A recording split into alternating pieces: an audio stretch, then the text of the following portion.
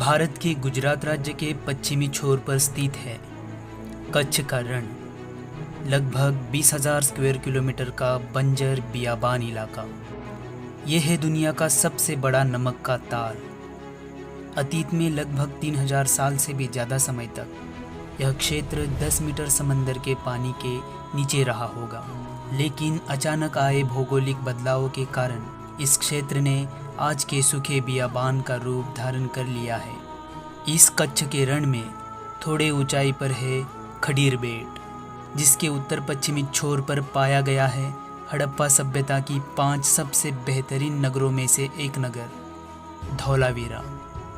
अनुमान लगाया जाता है कि रण का यह क्षेत्र जब समुद्र के पानी के नीचे था, तब खडीर बेट उथले समुद्र में एक द्वीप के रूप में रहा होगा और धौलावीरा एक सक्रिय बंदरगाह रहा होगा, क्योंकि रण का यह क्षेत्र नौका वहन की दृष्टि से सहज होने के कारण खाड़ी देशों से विदेशी व्यापार करने के लिए समुद्री मार्ग के रूप में उपयोग में आता होगा। आज भी मानसून में समुद्री जल के भराव से खडीर बेट का संबंध भारत की मुख्य भूमि से कट जाता है। गर्मी में पानी भाप बनकर उड़ जाता है और शेष रहता है नमक, और सिर्फ नमक। स्वतंत्रता के बाद भारत ने सैकड़ों हड़प्पाकालीन नगरों की खोज की। सन 1967 में सिंध से लेकर कच्छ तक हड़प्पाओं के भूमि मार्ग की खोज जब की जा रही थी, तब खडीर बेट पर धौलावीरा के अवशेष प्राप्त हुए। लेकिन लगभग 23 सालों के बाद सन 1990 में इसके प्रत्यक्ष उत्खनन कार्य को शुरुआत हुई और फिर दुनिया के सामने आया 120 एकड़ में फैला अद्भुत रहस्यमय नगर, जिसका नाम है धौलावीरा।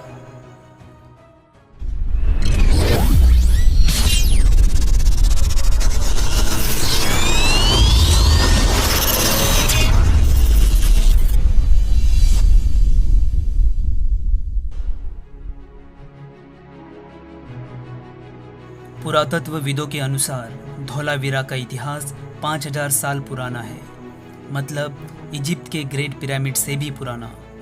ईसा पूर्व 3रे और 2रे सहस्राब्दी के दरमियान यह नगर लगभग 1500 सालों तक आबाद रहा। धौलावीरा आज तक के खोजे गए नगरों में से सबसे अच्छे संरक्षित नगर में गिना जाता है। इस नगर के अध्ययन से हमें सही मायने में हड़प्पा सभ्यता के उदय और पतन का प्रमाणित इतिहास प्राप्त होता है। धौलावीरा नगर मानसून के बारिश से बनने वाली 2 छोटी नदियों के बीच स्थित था। उत्तर की तरफ वाली नदी का नाम था मनसर नदी और दक्षिण की तरफ वाली नदी का नाम था मनहर नदी। यह नगर उत्तर की तरफ ऊंचाई पर था और दक्षिण की तरफ ढलानदार था। हड़प्पा सभ्यता का यह एकमेव बहुविभाजित नगर था, जिसमें 3 मुख्य विभाजन थे: दुर्ग, मध्य नगर और निचला नगर। धौलावीरा की बहुतांश संरचनाएं विशेष अनुपात में बनी दिखाई पड़ती है, मानो उन्हें वास्तुशास्त्र अनुपातों का ज्ञान था। इन नगरों के इर्द गिर्द भव्य जलाशयों की श्रृंखला दिखाई पड़ती है, जो आपस में एक दूसरे के साथ संलग्न थी। संपूर्ण नगर चारों ओर से विशाल 4 दीवारों से संरक्षित था।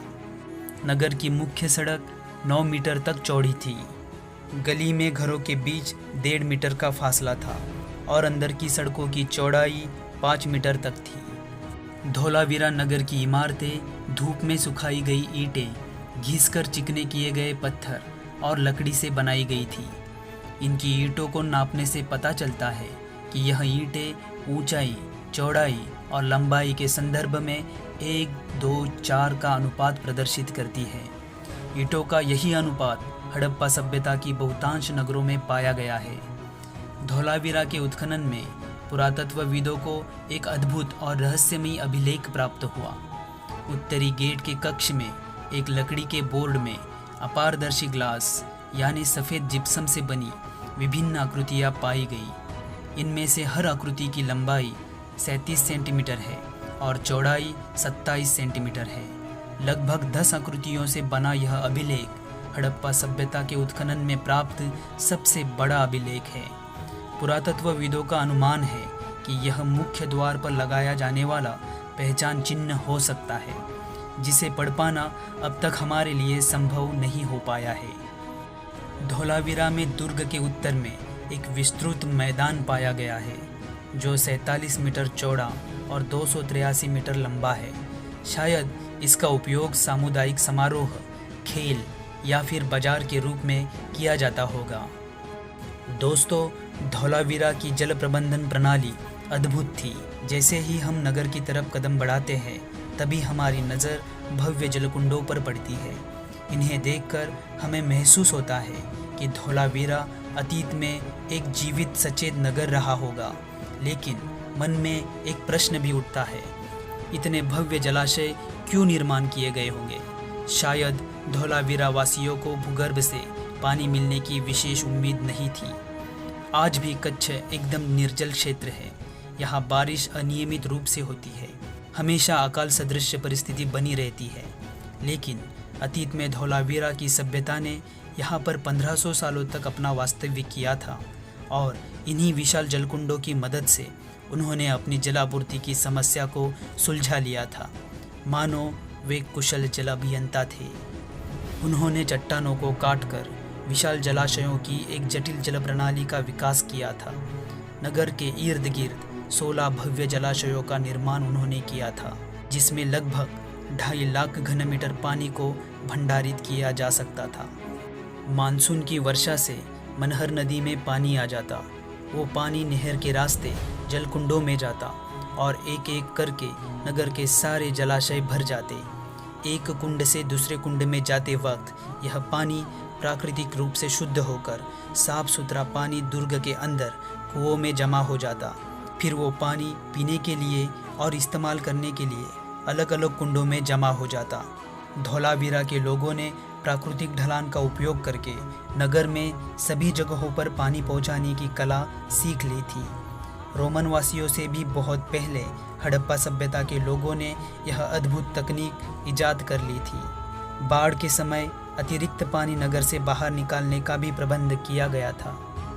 धौलावीरा के जलाशय काफ़ी विशाल थे, जिनमें से कुछ लगभग 74 मीटर लंबे, 29 मीटर चौड़े और 10 मीटर तक गहरे थे।